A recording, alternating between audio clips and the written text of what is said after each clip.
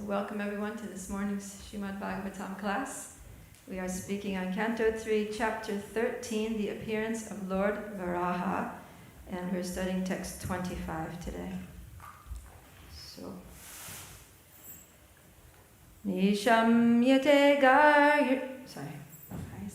Nishamyate gargaritam swakeda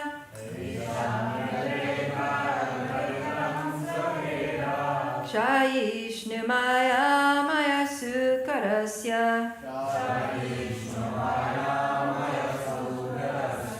Janastapa satya nivasinaste Tribhi pavitra munayo grinam sma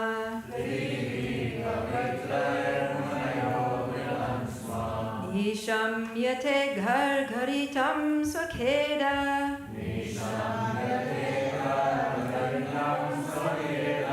Kshayishnu maya maya sukarasya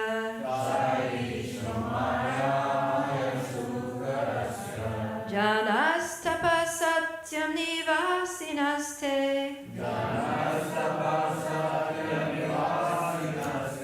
Tribhi pavitra munayo grinam sma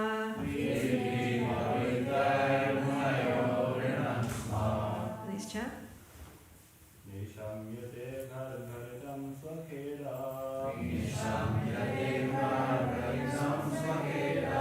Shayishnu maya maya sukarasya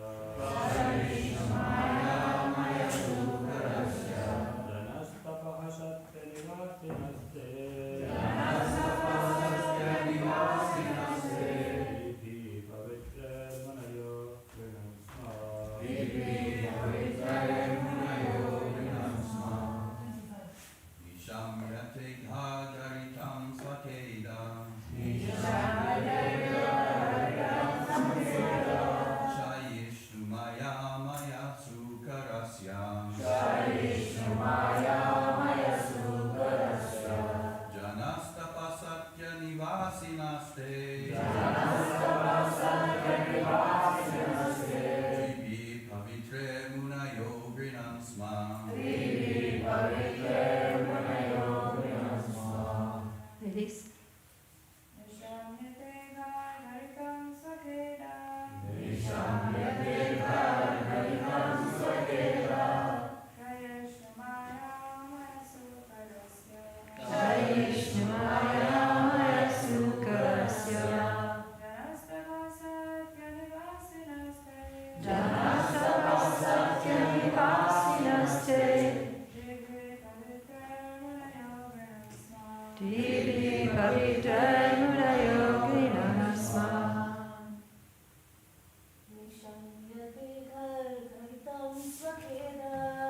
Shamyate Bhagavanitam Swakeda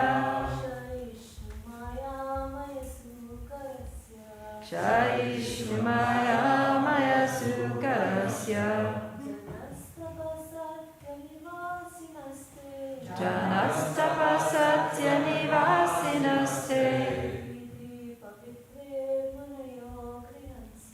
Jivi Pavitra Munayogrinam Sma.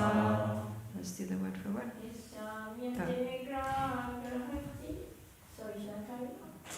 We'll just go the word for word because it's getting late. Nishamya, just after hearing. Te, those. Gargaritam, the tumultuous sound. Swakeda, personal lamentation. Kshayishnu, destroying. Maya, all merciful. Sukarasya, of Lord Boar. Janaha, the Janaloka planet. Tapaha, the Tapoloka planet. Satya, the Satyaloka planet. Nivasina, residents. Te, all of them. Tribi, from the three Vedas. Pavitrai, by the all auspicious mantras. Munaya, great thinkers and sages. Agrinam Sma, chanted. Translation and purport by His Divine Grace A.C. Bhaktivedanta Swami Srila Prabhupada Ki Jai. When the great sages and thinkers who are residents of Janaloka, Tapaloka, and Satyaloka heard the tumultuous sound of Lord Boar, which was the all-auspicious sound of the all-merciful Lord, they chanted auspicious chants from the three Vedas. Please repeat. When the great sages and thinkers who are residents of Janaloka, Tapaloka, and Satyaloka heard the tumultuous sound of Lord Boar, which was the all-auspicious sound of the all-merciful Lord, they chanted auspicious chants from the three Vedas. Report. The word Maya is very significant in this verse. Maya means mercy, specific knowledge, and also illusion. Therefore, Lord Boar is everything. He is merciful, he is all knowledge, and he is illusion also. The sound which he vibrated as the boar incarnation was answered by the Vedic hymns of the great sages in the planets Janaloka, Tapaloka, and Satyaloka. The highest intellectual and pious living entities live in these planets, and when they heard the extraordinary voice of the boar, they could understand that the specific sound was vibrated by the Lord and no one else.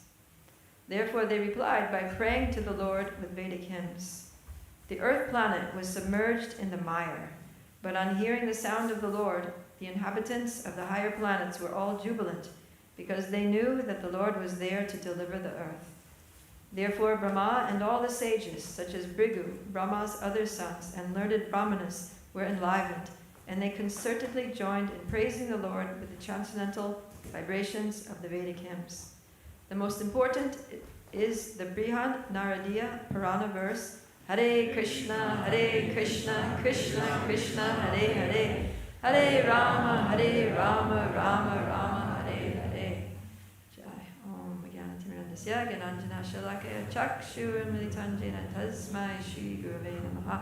Namo Om Vishnu Padaya Krishna Prastaya Bhutale Srimati Bhaktivedanta Swamiti Namane Namaste Saraswati Deve Gauravani Pracharane Nirvishesha Shunyavadi Pashachadesha Tarane Jai Shri Krishna Chaitanya Prabhu Nityananda Shri Advaita Gadadhar Shri Vasadi Gaura Bhaktivinoda Hare Krishna Krishna Krishna Hare Hare Hare Rama Rama Rama Hare Hare Jai. So this verse is talking about the voice of Lord Varaha, which the last couple of verses are also talking about. So we're getting some elaboration on the voice of the Lord. And in the 10th canto, chapter 31, the Gopi Gita, the Raja Gopikas also talk about the voice of the Lord. They say, Madhuraya Gira, which means very sweet voice, and what is it? Valgu Vakyaya. Madhuraya Gira Valgu Vakyaya. That his voice is very sweet and his words are very charming. So this is the quality of the Lord's voice in all of his incarnations, as we're seeing here also. Very sweet, and his voice is sweet and his words are charming. So there's two different things. There's what we say, our words, and how we say it, our voice, right? Our tone of voice, our intonation. So we are parts and parcels of Krishna, and so the more true we are to our real spiritual nature, the more we are going to speak sweetly and also speak charming words, right? And this is the nature of the speech, of divine speech. And Krishna talks about austerity of speech in the Bhagavad Gita, and he says that Anudvega karam vakyam satyam priyam hitam chayat swadhyaya also abhyasanam chaiva vanmayam tapa uchyate. So he says that austerity of speech. So in the beginning, our natural way of speaking is that we'll speak like this, but because we're in an unnatural situation, being conditioned souls in the material world, which is not where we're supposed to be, not what we're supposed to be, and we're speaking in unnatural ways. Right? And sometimes we speak in demoniac ways. Yesterday I was talking about some of the demoniac qualities, right? Like Dumbo, Darpo, Abhimanas.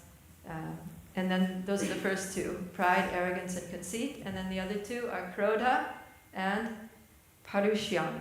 So Krodha means anger, and Parushyam means harsh speech. So harsh speech is actually a demoniac quality. So whenever we get angry and want to speak harshly to someone, we should pause for a second, think, oh my God, am I about to be a demon here? Speaking harsh words out of anger, those are demoniac qualities. So devotional qualities, the qualities that Krishna wants us to have, and the way he wants us to speak, is anudvega, which means in a way that's not agitating to others, and satyam, truthful, priyam, pleasing, and hitam, beneficial. And then also swadhyaya means we're speaking based on what we've studied in the Vedas. So as we study Srimad Bhagavatam, then we leave the class and we go on speaking about those topics, right? Or you're doing your personal reading, and after reading, you go and speak to someone, share what you've learned, and do it in a pleasing way, in a way that's beneficial for others. Not, that we study something and find some verse to like smash someone with, or win an argument or something. But sweetly and beneficial, pleasing and truthful. So this is the characteristic of the speech of the Lord and the natural speech of the spirit soul, who's a part and parcel of the Lord, qualitatively the same. And then another thing that the gopis say in that verse is Buddha Manogyaya. So that the speech of the Lord, the voice of the Lord, attracts the minds of those who are intelligent. Buddha means intelligent, Mano means the mind. So it attracts their mind. And that's what we're seeing here. An example of this in this verse today is that these intelligent people, the great sages and thinkers who are residents of Janaloka, Tapaloka, and Satyaloka, that when they hear the voice of Lord Bor, Lord Varahadev, they're attracted. It catches their attention, and they feel something in their hearts when they hear the voice of the Lord. So we'll go into a little bit of transcendental geography here of the planetary systems, because it's mentioned here, Janaloka, Tapaloka, and Satyaloka. So we are currently positioned on Bhuloka. There are 14 planetary systems. So Bhuloka is somewhere in the middle. And then above Bhuloka, we have Bhuvarloka, and then Swargaloka, then Janaloka, Tapaloka, and Satyaloka, which is also called Brahmaloka. So those are the upper planetary systems, and the higher we go up the upper planetary systems, then accordingly, the higher the consciousness is, the higher the intelligence is, higher the appreciation of the Lord is. And then below the earth, we also have the subterranean heavenly regions, which are Atala, Vitala, Sutala, Talatala, Mahatala, Rasatala, and Patala. So we're in the middle. And so these great personalities who are highly intelligent and self-realized, although they may not be ready to go back home, back to Godhead, but they want to engage in activities that take place on those planets, which is basically like on Janaloka, they do a lot of spiritual discussions. There's one episode, if you look at the 10th canto, chapter 87, that Parikshit asks Shukadeva Goswami a question. That question is, how is it that the Vedas can describe the Supreme Person, although it's said that he can't be described in words? It seems contradictory. So he asks that question.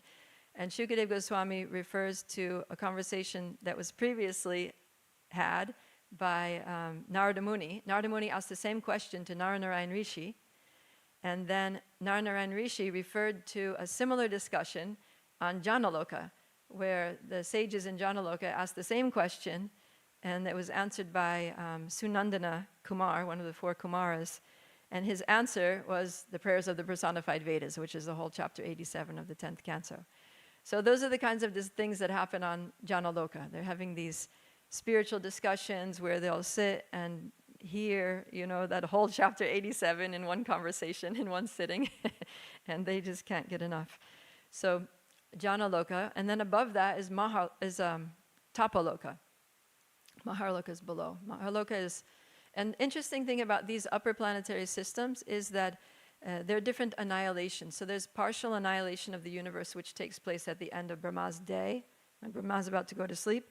Then all the planets from Swargaloka down get destroyed.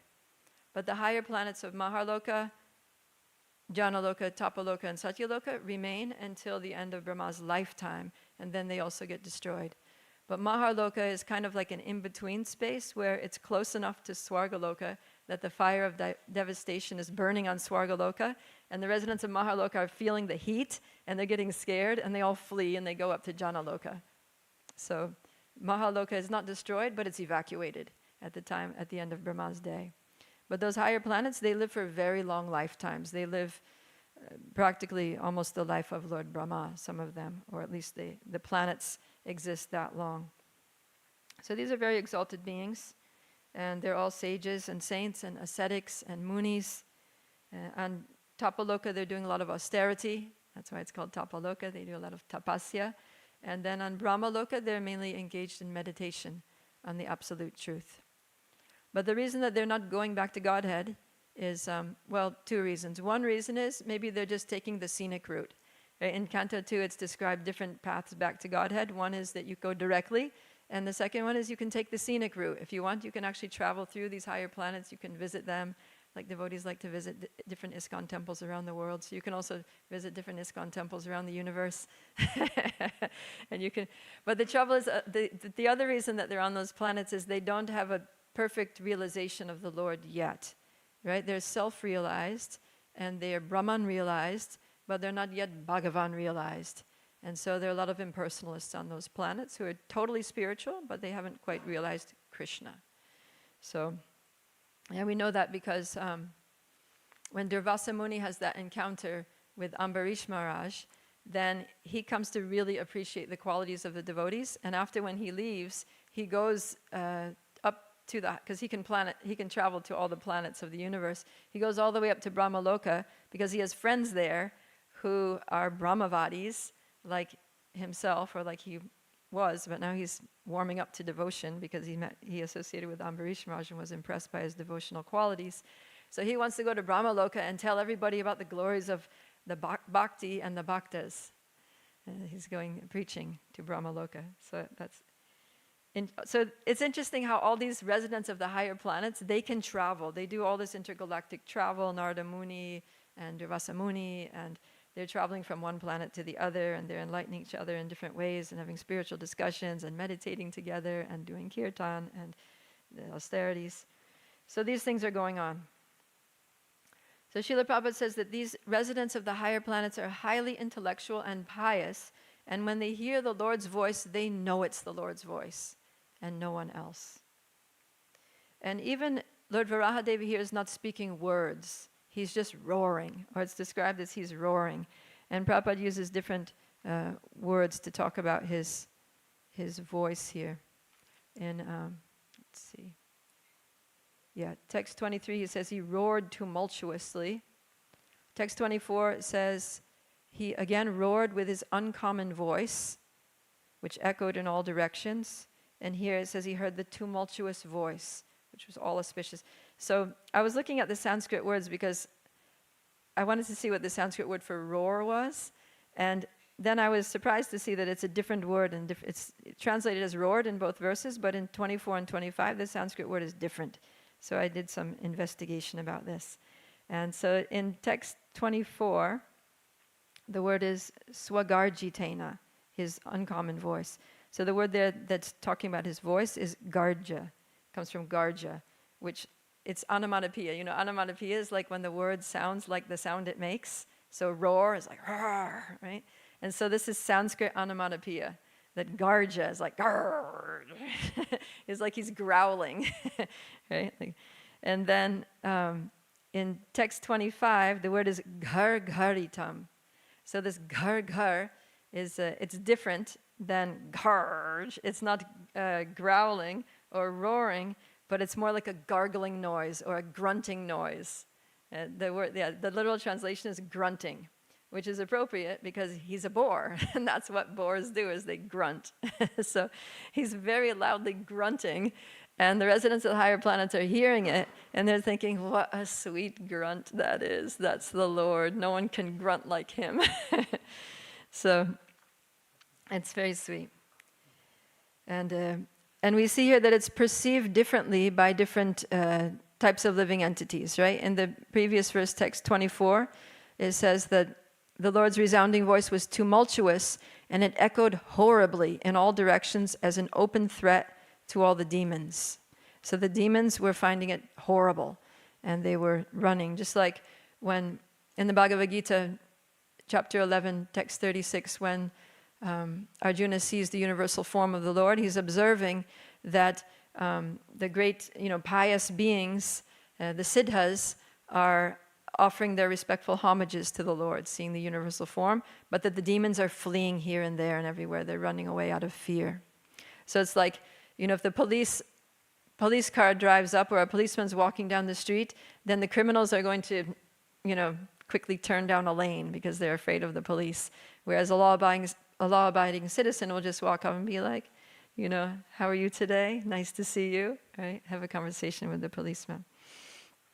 So like that, the demons are fleeing, but the residents of the higher planets are appreciating very much the voice of the Lord, and they're very attracted, right? Buddha manogyaya. The intelligent people are attracted to the voice of the Lord, and they're enlivened. They're considering the voice of the Lord very auspicious. So in what ways was Lord Varaha's grunting or roaring auspicious? So it says here 3 different ways. The first word is swakeda. So swakeda, the first word is, swakeda kshayishnu, means it destroyed their personal lamentation. So even on the higher planets, there's lamentation, right? Like Krishna says, Abrahma bhuvanaloka punar avartino arjuna. That from the highest planet material world all the way up to Brahmaloka, they're places of misery where repeated birth and death take place. So even though their consciousness is high, they're very intelligent, they're engaged in spiritual practices, but there's still some distress there because after all, it's the material world. But hearing the grunting of the Lord, hearing the sound of the Lord's voice, their distress is destroyed. All their lamentation is destroyed, and they feel relief. And then it says, Maya Maya. So Maya Maya means merciful. The voice of the Lord is full of mercy. Right? Sometimes you hear a voice of a materialistic person, and it's, even if they're saying something nice, it's kind of like annoying.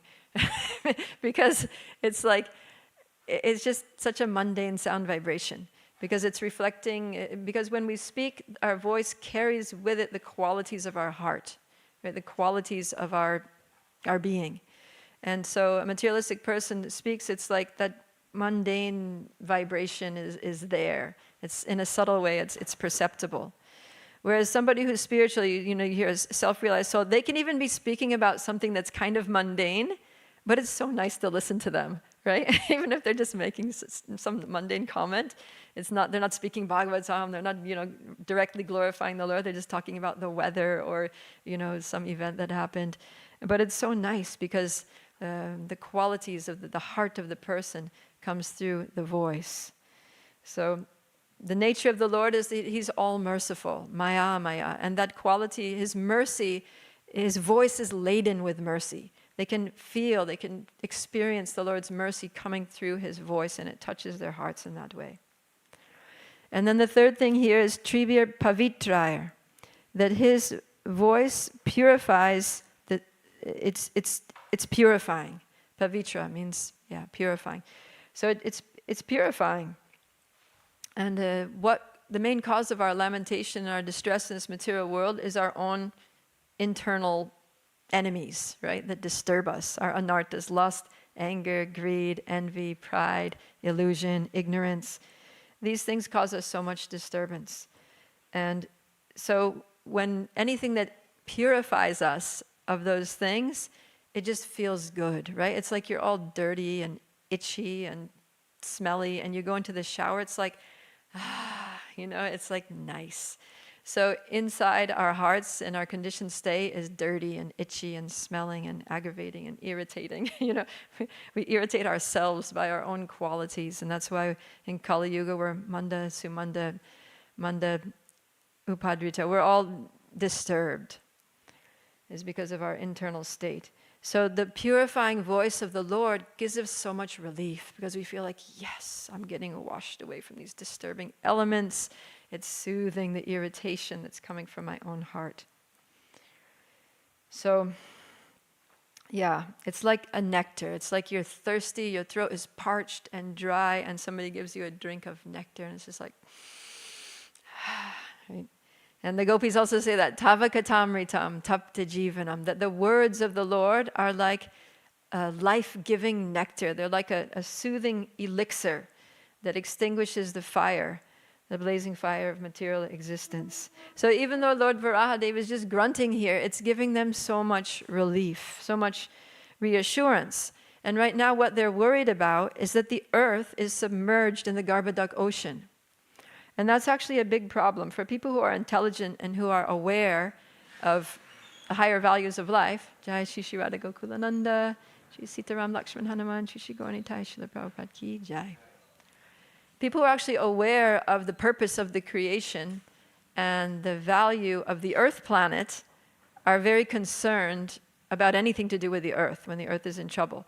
Because if you look at the way the universe is, so Earth is like the middle planet, and it's the planet that is the best planet for self-realization. This is the place from which human beings especially have the best opportunity to go back home to Godhead from. Because the lower planets, it's just too much maya or too much suffering to be able to really focus on the Lord. Higher planets, there's too much enjoyment. In Swargaloka, there's just so much sense gratification that they get so absorbed in it that they don't think about the Lord. But on the earth, there's just the right balance of, there's enough suffering to give us an impetus to call out to the Lord in our distress. And there's enough comfort to be able to have a peaceful state of mind so we can sit down and meditate on the Lord and hear about the Lord and, focus. So that's one reason why it's very beneficial. The earth is the best place. Another reason is that it's called Karmastan. It's a place where we actually can make a difference in our future. It's a place where we determine our destiny. Because on the lower planets, we're just getting punished for the bad karma that we accrued while we were on Earth. And the higher planets, we're just getting rewarded for the good karma that we accrued on Earth. And after getting rid of our good karma, where do we go? Back to Earth. After burning off our bad karma, where do we go? Back to Earth. So Earth is really like the junction. It's the point where we can decide, do I want to go up to the higher planets? Do I want to go down to the lower planets? Or do I want to go back home, back to Godhead? And so this is why also the Lord appears again and again and again on the earth. And he sends his representatives to the earth. And he makes sure that the disciplic succession is intact on this planet, that the Shastras are extant on this planet. So earth is very important. So when the residents of the higher planet see that the earth is underwater, they're like, oh no, this is terrible. How are the souls going to get back to Godhead? So they're very concerned, but when they hear the sound of the Lord Varahadev's voice, they're like, okay, situation under control. The Lord is on top of it. He's going to take care. And then they can just relax. So that's another reason why they become very enlivened by the Lord's voice, is that everything is well. All is well with the universe. So they're hearing the Lord's voice, but they're not just hearing, they're also responding. And it says here that in response to the Lord's all-auspicious, all-merciful voice, they're chanting auspicious chants from the 3 Vedas. And Srila Prabhupada says specifically the most important of those is Hare Krishna, Krishna Krishna, Hare Hare, Hare Rama, Rama Rama, Hare Hare. So we're learning some things here from the residents of the higher planets. The first thing is that we should be concerned about the situation of the earth. We're living on this planet, and so many people are here, and they have the opportunity to perfect their human form of life and go back to Godhead, but they're just making bad choices and wasting their human form of life. So we should be very concerned about these people. Like Prahlad Maharaj, this should be a cause of distress for us. This should be like, calling us to help them and go out and try to give them the process of bhakti, teach them the Hare Krishna mantra so that they can get purified and they can make use of this is like the best birth possible, practically. Taking birth on this planet in a human form of life, especially in Kali Yuga, is the best age, because in this age the process is so easy and you get all the benefits from all the other processes from all the other ages just by chanting Hare Krishna. And life is very short, so we don't have to wait very long. We can go back to Godhead very quickly if we just chant Hare Krishna. So this is really the best. There's no place in the universe that's better than where we are now. There's no time in the universe. There's a better time than right now, especially Chaitanya Mahaprabhu has just appeared just 500 years ago. Srila Prabhupada came just 50, 60 years ago. And everything, we've got beautiful temples and devotee communities and beautiful deities and so much service to do, and we've got a whole lifestyle that just is preparing us very easily and joyfully to go back home, back to Godhead. So we have to share this with other, earthlings so that they can get the benefit of being human beings on earth. So that's one thing we learned, that we should be concerned about people on earth. The next thing that we learn is that we need to tune into the Lord's voice. So Varahadev is speaking, and the residents of the higher planets are tuning in. And so the Lord is speaking in so many ways to us, right? Through scripture. We have Bhagavad Gita is the words of the Lord. And also Bhagavatam, in the Srimad Bhagavatam, there's so many places where the Lord directly speaks. And he also speaks through his representatives, our spiritual masters and sadhus, whom the acharyas and gurus he declares to be as good as himself. So that's non-different from hearing the voice of Krishna. And in Srimad Bhagavatam, it also mentions how the voice of the devotees is very special, especially the voice of the pure devotee. In the 4th canto, Prithu Maharaj says, this is a very famous verse, "My dear Lord, you are glorified by the selected verses uttered by great personalities. Such glorification of your lotus feet is just like saffron particles. When the transcendental vibration from the mouths of great devotees carries the aroma of the saffron dust of your lotus feet, the forgetful living entity gradually remembers his eternal relationship with you. Devotees thus gradually come to the right conclusion about the value of life. My dear Lord, I therefore do not need any other benediction but the opportunity to hear from the mouth of your pure devotee. And the purport, Prabhupada speaks specifically about the voice of the pure devotee. He says, although when a pure devotee speaks, the articulation of his voice may resemble the sound of this material sky, the voice is spiritually very powerful because it touches the particles of saffron dust of the lotus feet of the Lord. As soon as a sleeping living entity hears the powerful voice emanating from the mouth of a pure devotee, he immediately remembers his eternal relationship with the Lord, although up until that moment he had forgotten everything. So we see that, right? When Srila Prabhupada spoke, people immediately remembered their eternal relationship with the Lord, although up until that point they had forgotten everything. So it's the power of the transcendental voice of the pure devotee. It's spiritually powerful. It's infused with the mercy of the Lord because it has come in contact with the saffron dust particles on the Lord's lotus feet, and it's carrying those particles with it to us. So through the voice of the pure devotee, we are getting the dust of the lotus feet of the Lord, those saffron particles, which purify us. So we have to hear the voice of the Lord and hear the voice of the pure devotees. Tune into it. Take it deeply into our hearts. And then the third thing we learn from this is that we have to respond to the Lord's voice. So not only do they hear the Lord's voice and tune into it, but they also respond by chanting their auspicious chants from the 3 Vedas. So we have to respond, and Prabhupada is saying that the best way to respond to the Lord's voice is by chanting Hare Krishna, Krishna Krishna, Hare Hare, Hare Ram, Ram Ram, Hare Hare. So Krishna is very pleased when we chant his holy names. So whenever we're in doubt, chant Hare Krishna. If you don't know what to say, chant Hare Krishna. If you're on the altar and you forgot your mantras, chant Hare Krishna. If you're in a situation and you don't know what to do, chant Hare Krishna. Sometimes I used to think when I was reading Srimad Bhagavatam when I was a new devotee, I was amazed about how many times the Lord appears to devotees in the Bhagavatam. He's like appearing all over the place, right? He appears to this person, that person, this person, that person.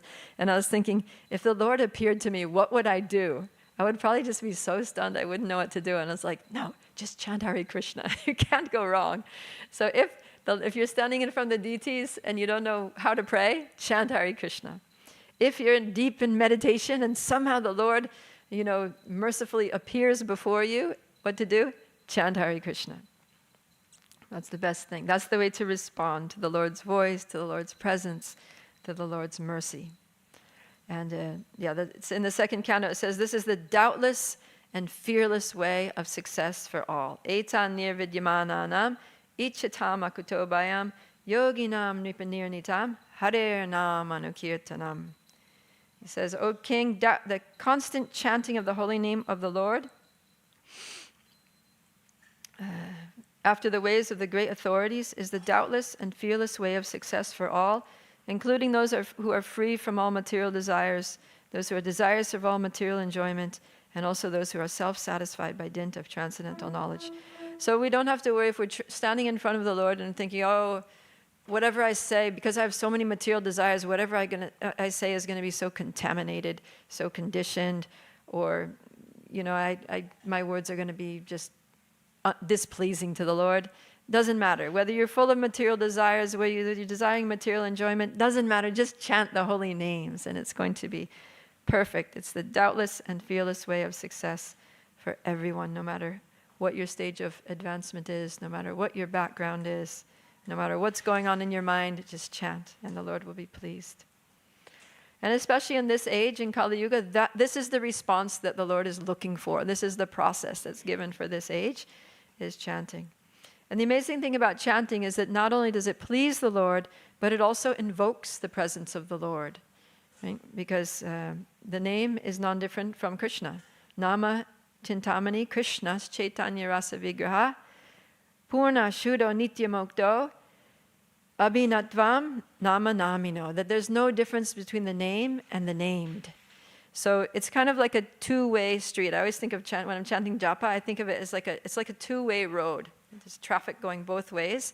That my prayers, my attention is going up to the Lord through the holy name, and Lord's mercy and his blessings are coming down through the holy name. because you have a connection. So connection is like, it's a two-way circuit. So we're coming in contact with the Lord. We're invoking the presence of the Lord, who's non-different from his name, and we're able to access all the transcendental potencies of the Lord and be empowered and purified by all of those transcendental potencies of the Lord through his holy name. So I'll just sum up here that we've heard some qualities of the Lord's voice, how we need to tune into the Lord's voice. We need to respond to the Lord's voice by using our own voices to chant the Lord's holy names. Jai. Any questions or comments? Yes, Prabhu.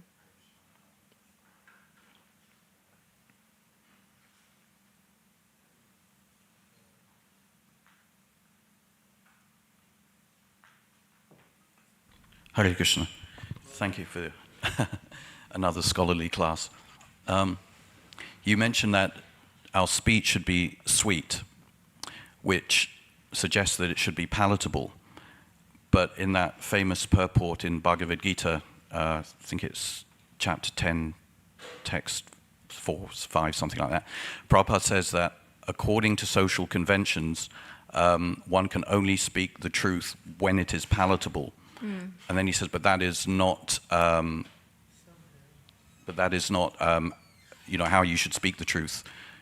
You should speak it even if it is unpalatable. Yeah. So how do you balance those two? Right. So even, somebody may not want to hear the truth, right? We're supposed to speak satyam, priyam, hitam. So if we can do all three, great. We can't always do all three because some people may not want to hear the truth. But at the same time, we can't tell them a lie, right? We're not going to just speak nonsense because that's what they want to hear. We have to tell them the truth. So even though the words that we're saying may not be priyam, but still we should try to say it sweetly, which means we should try to say it in a way that, they feel kindness. They feel that we're speaking out of compassion, out of mercy, and also try to make it relatable to them. Right? Try to use the words that they can connect with, that they can understand, they can relate to, that it's coming from a place of compassion. Right? So even if you're telling something that they don't want to hear, but you're saying it sweetly, and you're saying it in a way that's accessible, they can understand, they can take to heart, even though they may not initially want to. It'll probably be one of those things where they don't want to hear it, but they go and they think, actually, there was a lot of wisdom in that, and I could feel that person really cared about me. Right? There's a saying that people don't care what you know until they know that you care. So if we speak with compassion, with care, that the person really perceives that I'm speaking this for your benefit, hitam, that hitam is there, then even though the words may not be pleasing, but the intention is pleasing. And so that will open their hearts to the words and the message. Yes. Thank you, Mataji, for a very nice class. My question was, when you spoke about the sages in the Tapaloka and other kind of regions, a little bit higher, you said that they were also lamenting, like because it's a place of distress. So my question is, what's the difference between the lamentation of the sages and the so-called lamentation of great Paramahamsas like Prahlad Maharaj, Haridas Thakur, Bhaktivinoda Thakur, where even in the song like Gopinath, he kind of, was in one sense lamenting. So how to understand, please? Yeah. So on the higher planets, one thing that they lament about, they also lament out of compassion, just like a devotee would, compassion for people on earth who are suffering, for example, or people throughout the universe who are suffering. But they also lament because of fear, right? Even on the higher planets, there's fear, because the higher planets are also attacked sometimes by demons, right? We hear about how, Hiranyakashipu, he went and he kicked them all off their heavenly thrones, and even Narada Muni got made into a servant of Hiranyakashipu. So, they're always a little anxious about the attacks, that demons are going to come and disturb them. So, but for devotees like Haridas Thakur, that's like another level. That their distress, so the residents of the higher planets, they're still in the material world, and the reason they're still in the material world is because they still have material consciousness, and material consciousness means shokam, bhayam, and what's the other thing? Moham. Yeah, illusion, lamentation, and fear. So those are the three characteristics of material consciousness. But a devotee doesn't have material consciousness, so there's no fear, and there's no material lamentation, but they lament over two things. One is that the suffering of the conditioned souls, right? Like Prahlad, he says that for myself I have no problem, but my only problem is that these souls who are absorbed in maya sukhaya, illusory happiness, and they're carrying this big bharam, this burden, carrying the weight of material consciousness, basically, of illusion.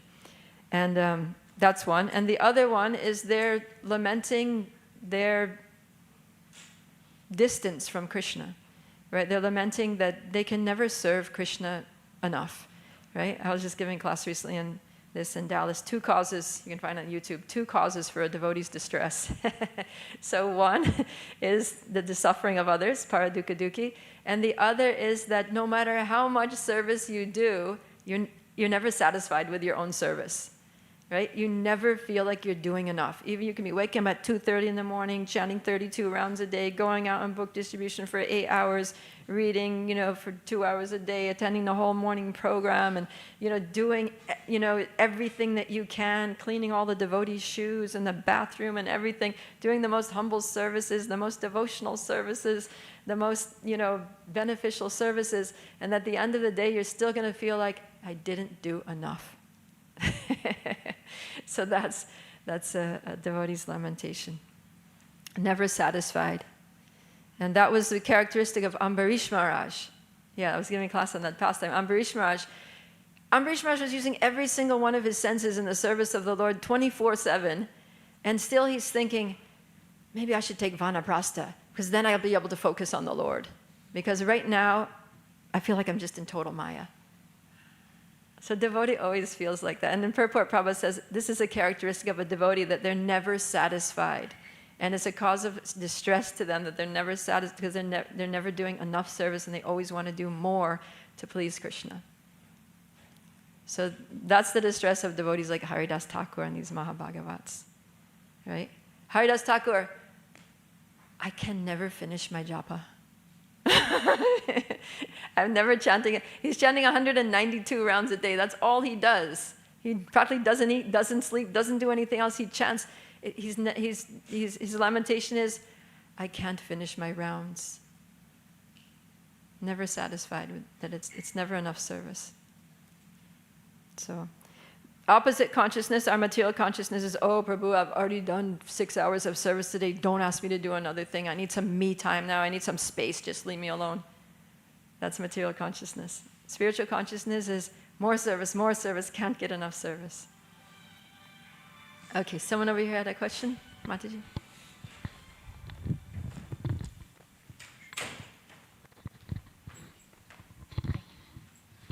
Thank you so much for your ecstatic class. It raised so many questions, so I'm not going to ask all of them, but maybe 2. Can I ask 2 if time permits? One at a time. Yeah, one at a time. So the first one is about anger. Anger is listed as a demoniac quality. Yeah. But I was thinking that all the kshatriyas, they need anger in order to fight. So how this is listed as demoniac quality when it's doing actually a good service? Yeah, generally anger that's demoniac. Anger can also be used in Krishna's service, right? Like Hanuman got angry and burnt Lanka. Lord Chaitanya got angry and wanted to kill Jagai and Madai, like that. So anger can also be used in the service of the Lord. And it also, Kshatriyas need to be angry to fight. So that's done in the course of their prescribed duties. If they're doing their prescribed duties for the pleasure of Krishna, then that's also, karma yoga. But the anger that's demoniac is anger that comes from lust, right? Kama esha, krodha esha, that is born out of lust. You're interfering with my sense gratification, I'm angry with you. And usually that's why demons get angry is because someone interferes with their sense gratification. Okay. Thank you. There's a different flavor. Anger has its different flavors and different sources and different results. Yes.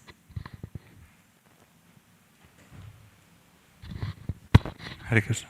So here the sages are chanting mantras from the Vedas. So what I see is the equivalent for us will probably be reciting some prayers, reading verses from Bhagavatam.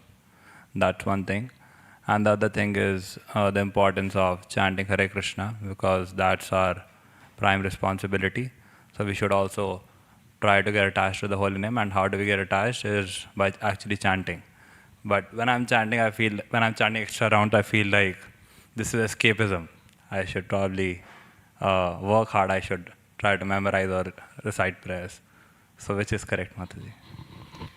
You're saying that when you chant, you're feeling like you're escaping from other things that you should be doing? And so your mind is like going to the other things that you're supposed to be doing, and you feel guilty for chanting? Well, Prabhupada said 16 rounds minimum, right? So that's very important. That's like our chanting, at least chanting those 16 rounds is like the single most important thing that we do. So while we're chanting, we should really chant. Just chant and don't be distracted by other things that we need to do. Then if you're chanting, then if you have your services that are assigned to you, I mean, you're a brahmachari living in the ashram, so you have services that are assigned to you, I assume.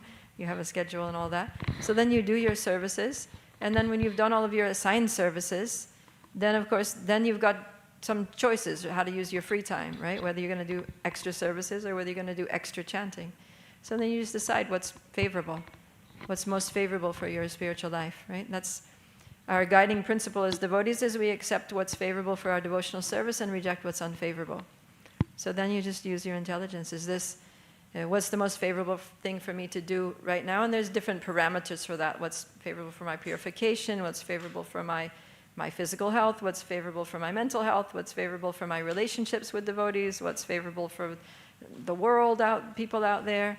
So depending on what our needs are, right? Because, for example, maybe you just got off a long international flight and you're totally jet lagged and you slept only 2 hours, and you've got 3 hours free in the afternoon. Should you do service? Should you chant Hare Krishna, or should you go to sleep? You should probably sleep.